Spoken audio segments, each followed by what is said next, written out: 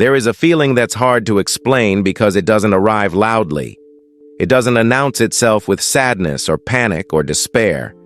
It's quieter than that, heavier in a strange way. You wake up and nothing feels wrong, but nothing feels right either. You're not crying. You're not hopeless. You're functioning. You're getting through the day. And yet something feels muted, dulled, distant. Joy doesn't land the way it used to. Pain doesn't hit the way you expect. Everything feels flat. And when you try to describe it, the closest word you find is numb.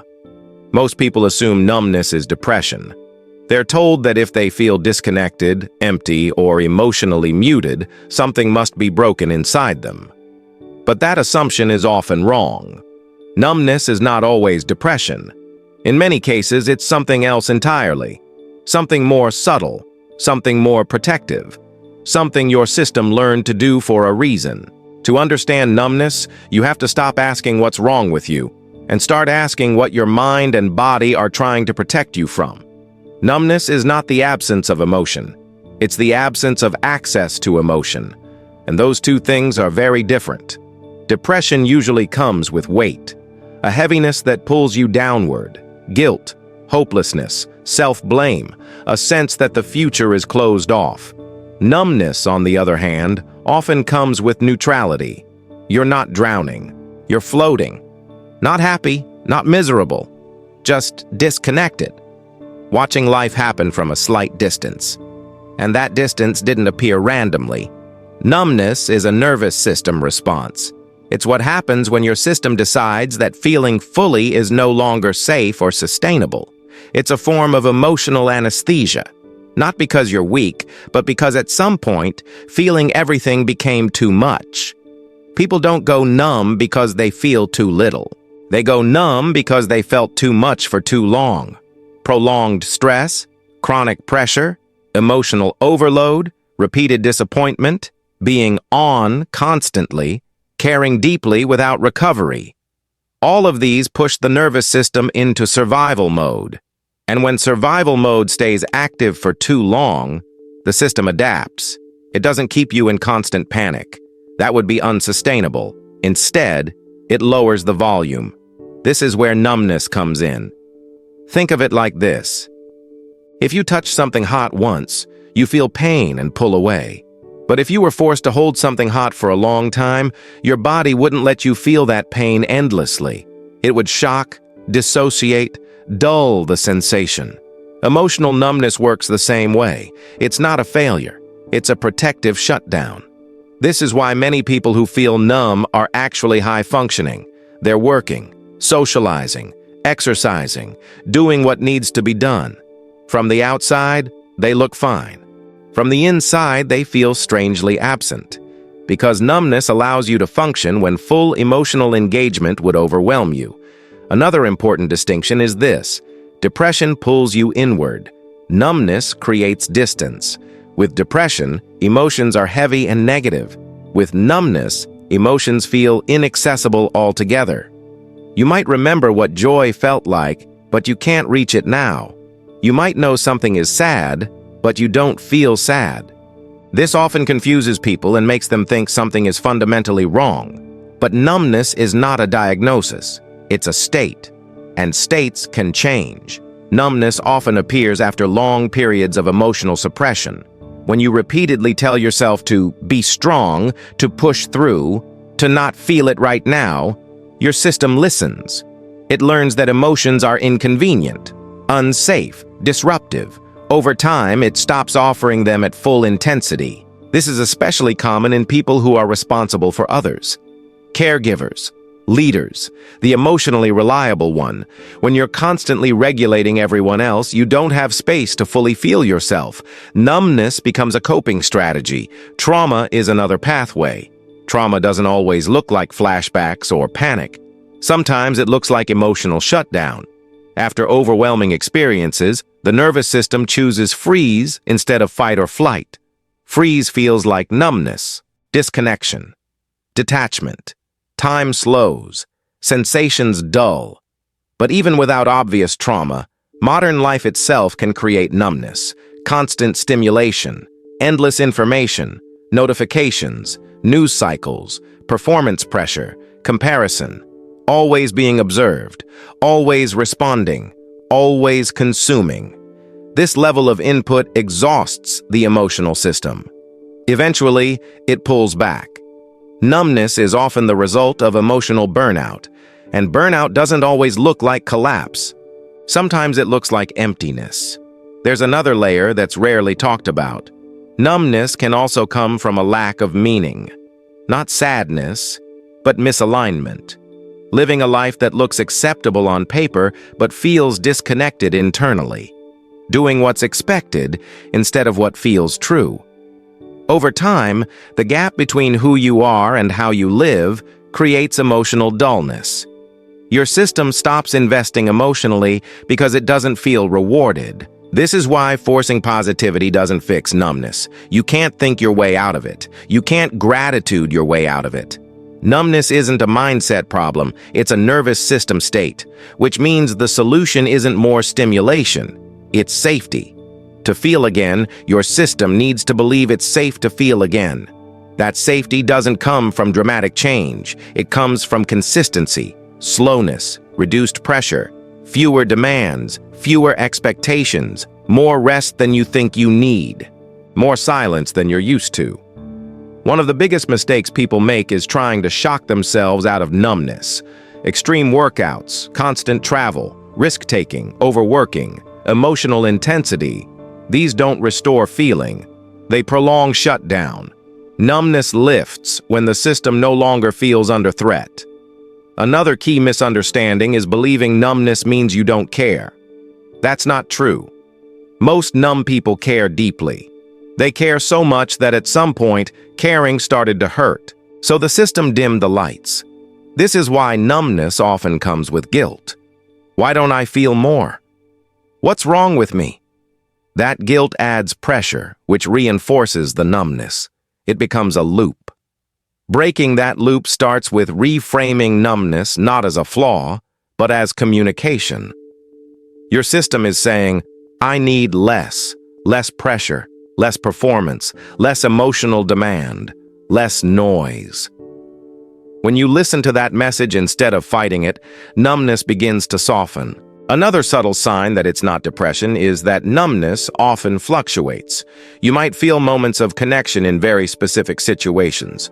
Alone in nature, with one safe person, while doing something slow and embodied. Music, movement, silence. These small windows matter. They show that emotion isn't gone. It's guarded. Depression tends to flatten everything uniformly. Numbness has cracks. Those cracks are where healing begins. It's also important to understand that numbness can coexist with productivity. You can achieve a lot while feeling emotionally absent. In fact, many people do. They confuse numbness with discipline. They praise themselves for being unaffected, unbothered, stable. Until one day they realize they're not stable. They're disconnected. Emotional numbness is not emotional maturity. Emotional maturity allows feeling without being overwhelmed. Numbness avoids feeling altogether. The goal is not to flood yourself with emotion. The goal is to restore range. Range means you can feel sadness without drowning, joy without clinging, anger without exploding, calm without emptiness. To get there, you have to move slowly. The nervous system doesn't respond to force. It responds to safety. That might mean doing less for a while, not more. It might mean disappointing people. It might mean stepping back from constant input. It might mean being bored. It might mean sitting with discomfort instead of numbing it further. And yes, it might feel worse before it feels better. When numbness starts lifting, emotions return unevenly. Often sadness comes first, or grief, or anger. This scares people and makes them want to shut back down. But feeling again is not regression, it's restoration. This is where patience matters. If you're listening to this and recognizing yourself, it's important to hear this clearly. You are not broken. You are not defective. You are not failing at life. Your system adapted to survive something, and now it's waiting for permission to soften. Staying connected to deeper psychological understanding like this matters, because numbness often convinces people they're alone or abnormal. You're not. And continuing to explore these ideas, staying subscribed, isn't about content. It's about staying oriented toward healing instead of self-blame. Another thing numbness does is distort time. Days blur together. Nothing stands out. This makes life feel meaningless, even when it's not. Meaning returns when emotion returns, because meaning is felt, not thought. You don't think your way into purpose. You feel your way into it. This is why rushing to label numbness as depression can be harmful. It skips the context. It skips the why. And it can lead people to fight a state that needs to be understood, not attacked. That doesn't mean depression isn't real. It is. But numbness deserves its own language. Numbness is often the pause between overload and recalibration. It's the body saying, enough for now. And when you respond with gentleness instead of urgency, the system listens. Over time, as safety increases, emotional signals return. Not all at once, gradually, subtly. You notice small things again. A song hits differently. A conversation lingers. A laugh feels real instead of automatic. These moments are not random. They're signs. Signs that feeling is not gone. It's re-emerging. The danger is rushing this process or judging it. Healing doesn't respond to deadlines. And numbness dissolves when pressure dissolves. In a world that constantly demands engagement, numbness can be an act of unconscious resistance, your system opting out before it collapses. That doesn't make you weak, it makes you adaptive. Understanding this changes how you treat yourself. You stop asking, "What's wrong with me?" and start asking, "What have I been carrying for too long?" That question opens doors, and once you start listening instead of forcing, numbness slowly releases its grip. Not because you tried harder, but because you finally stopped. And that's when feeling returns, quietly, carefully, honestly, not all at once, but enough to remind you that you were never empty. You were protecting yourself. And now, you're learning how to feel again. Another reason numbness is so confusing is because it often exists alongside competence. You can solve problems. You can make decisions. You can show up. From the outside, you appear functional, sometimes even successful. This creates a dangerous internal contradiction. If you're functioning, you assume you should be fine. And when you're not fine emotionally, you turn that confusion inward. You start blaming yourself. But emotional numbness doesn't shut down intelligence. It doesn't remove capability. It selectively reduces emotional intensity. That's why so many numb people continue performing well while feeling increasingly disconnected from their own lives. They are operating, not living. This distinction matters. Living involves emotional engagement. Operating involves execution.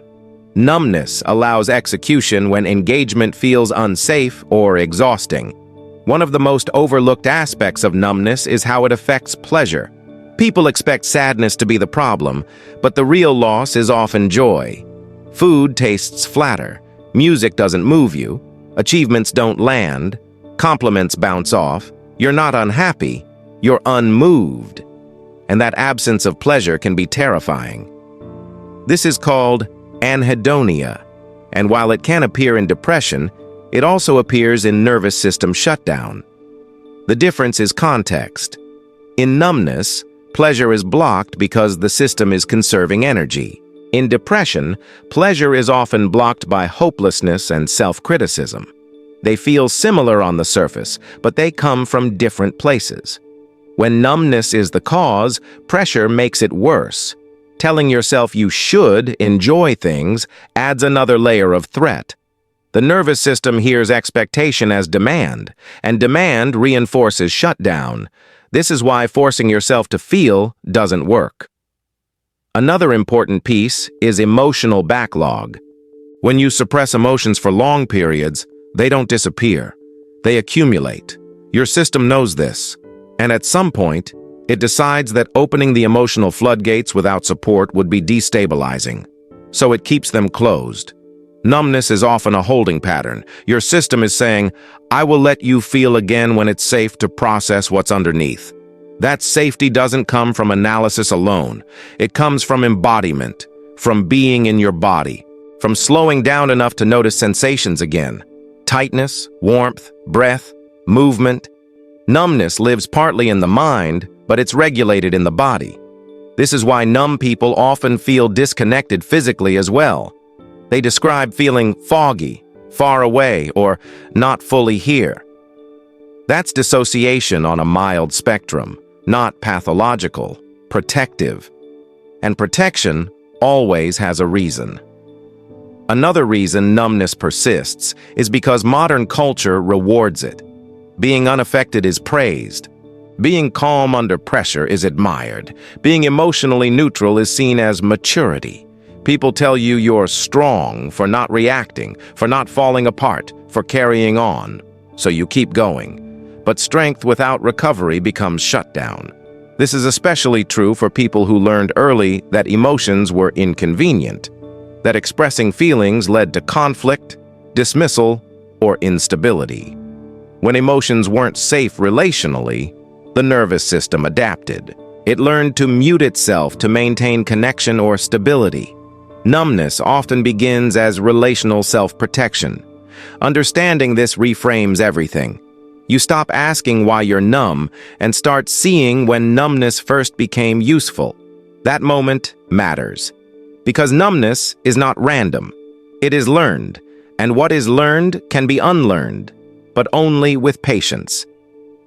Another subtle sign that numbness is not depression is that motivation often remains intact. You may still pursue goals, still care intellectually about outcomes, still plan for the future. Depression often collapses motivation entirely. Numbness separates motivation from feeling. You want things, but you don't feel excited about wanting them. This creates an existential confusion. You start questioning whether anything matters. Not because you're hopeless, but because you're disconnected from the emotional signal that gives things meaning. Meaning is emotional resonance. Without it, life feels hollow. The restoration of meaning does not come from thinking harder about purpose. It comes from restoring emotional access. And emotional access returns through safety, not pressure. Safety looks boring to a nervous system addicted to intensity. It looks like repetition, predictability, routine, quiet, gentle connection, low stakes. This is why healing numbness often feels anticlimactic. There is no breakthrough moment, no dramatic catharsis, just gradual thawing. At first, you may only feel irritation, or sadness, or tiredness. That's normal.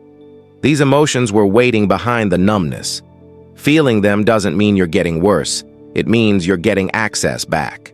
This is where many people panic and retreat. They miss numbness because numbness was comfortable in its own way. It was quiet, controlled, predictable. Feeling again is messy, but feeling again is alive. Another key factor is grief. Many numb people are carrying unprocessed grief. Not always grief from death, but grief from lost versions of themselves. Lost time, lost opportunities, lost safety, lost connection. Grief that wasn't given space turns into numbness. And grief cannot be rushed. It has its own rhythm. Trying to bypass it leads right back to shutdown. Numbness also affects how you relate to others. You may feel distant even in close relationships. Not because you don't care, but because emotional proximity feels overwhelming. You might crave connection while simultaneously avoiding it. This push-pull dynamic is common. Understanding numbness helps untangle that contradiction. You don't need to force closeness. You need to rebuild emotional tolerance. Small doses, safe contexts, no pressure to perform emotionally. Another misunderstanding is assuming numbness means you lack passion. Many numb people were once very passionate, intensely so. That intensity often contributed to burnout. Numbness is not the absence of passion. It is passion in hibernation. Your system hasn't erased it. It has protected it. This is why healing numbness often leads to a different relationship with passion. Less all-consuming, more sustainable. Passion that doesn't destroy balance. As numbness lifts, people often fear they will become too emotional. This fear comes from equating emotion with loss of control. But emotional regulation is not numbness. It's flexibility. Flexibility means you can feel without being overwhelmed. It means emotions move through you instead of trapping you. That's the goal.